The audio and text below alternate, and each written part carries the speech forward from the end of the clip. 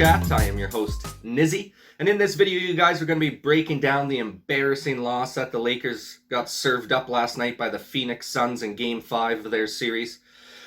Phoenix goes ahead and takes a 3-2 lead in the series. It's crunch time now with Game 6 on the horizon here. Opportunity for them to clinch the series and knock out LA in the first round.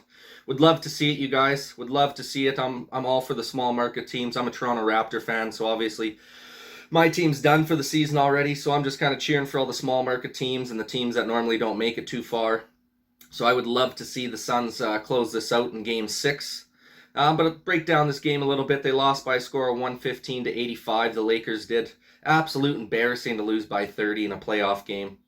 They weren't even playing their starting lineup in the fourth quarter there, hardly. Pretty embarrassing loss. Obviously, AD was out with that injury, so LeBron was trying to carry the way there. Didn't do too well. He finished with 24 points, 5 boards, 7 assists. Nothing spectacular. It's not terrible, but it's definitely not spectacular. I think he was 9-19 shooting, so under 50%. Just a rough night all around for the Lakers. Embarrassing, to be honest with you. Schroeder and KCP combined for 0 points. I mean, that's absolutely atrocious when you got your two starting point guard and shooting guard can't even frickin' put the ball in the basket. I think Schroeder played 25 minutes, had 0 for 9 shooting. KCP was, I think, 15 minutes. I think he re-injured himself, so he went out there. But just a brutal performance from them guys right from the start. Phoenix was just running away with it. Booker had a nice night, 30 points there. Unfortunately, Chris Paul exited the game again with his shoulder injury there, so that's going to be yet to be determined on what's going to happen there. I feel for Chris Paul, man. The guy's such a good player. Brings so much positive winning mentality to the teams that he plays for, as you could see what he did when he was with the Clippers and then went over to Houston. And now he's back with Phoenix here, and look at the way he's helped turn this organization around this year and made them a playoff team. The only knock on that guy, and it's not even really a knock, it's just really unfortunate, is that Chris Paul always gets injured come playoff time. Same thing happened when him and Harden made that push a couple years ago when he was with the Houston Rockets there and ended up getting injured when they played Golden State in that series. So it's just really unfortunate for Chris Paul because he's such a good player, such a dynamic player, absolute bona fide leader of the team. And just unfortunately, it seems every time he gets to the playoffs, he just can't stay healthy. So Booker stepped up, though, 30-point night for the guy.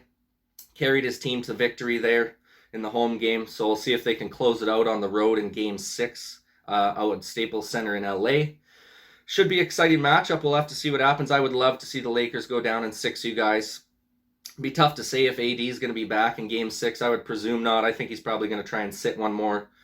Pray and hope that crybaby Braun there can carry them to a victory in Game 6. And then he'll try and probably play in Game 7. But we'll see. That'll also yet to be determined yet. But tough loss for the Lakers, man. That's embarrassing. Really happy I'm not a Laker fan, to be honest with you guys. My team's already long gone and out of it, so I can't talk too much shit. But is what it is, right? I'm cheering for the Suns. I hope they take Game 6 here and move on. Just sick of seeing all these mainstream teams, you know, pretty much in the NBA these days. You already know who's kind of locked in for the finals at the start of the year. So it'd be kind of nice to see things switch up. I'd love to see one of the LA teams go out in the first round.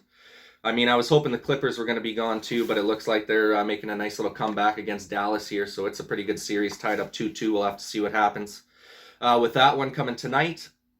But nonetheless, you guys, the Lakers lose 115-85. I mean, no help from your guard play. I mean, Schroeder and KCP, when you don't get any points out of 2 starters, I mean, what do you expect, right? Even Drummond wasn't that good. I think he was like 7 points and 13 boards or something like that. So nothing spectacular from him either. They only played Marc Gasol for 10 minutes. This is one strange thing to me, the lineups that they run with the Lakers. Like Montrezl Harrell, 6th man of the year last year. I think he played 5 minutes this game. The dude's basically been non-existent on the Lakers squad. I just don't think they've been utilizing him properly. I think he's a lot better than what they make him out to be. He just hasn't been getting any playing time, so how can you impact the game? And same with Gasol, man. I think Gasol could actually be a really nice addition for them if they gave him more of a chance. I think he had 5 points, 3 boards, and an assist or 2 in like 10 minutes on the floor. So still got some production in.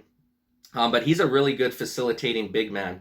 He can really pass the ball, very similar to Nikola Jokic, how he can feed from the point there and get the guards and the wing players kind of set up into a nice shooting stroke. And that would take pressure off LeBron as well. having him as a main facilitator out there. I don't know why they haven't tried using him in that role. I mean, he was very, very successful in that role with us when he was with the Raptors when we went on a run a couple years ago.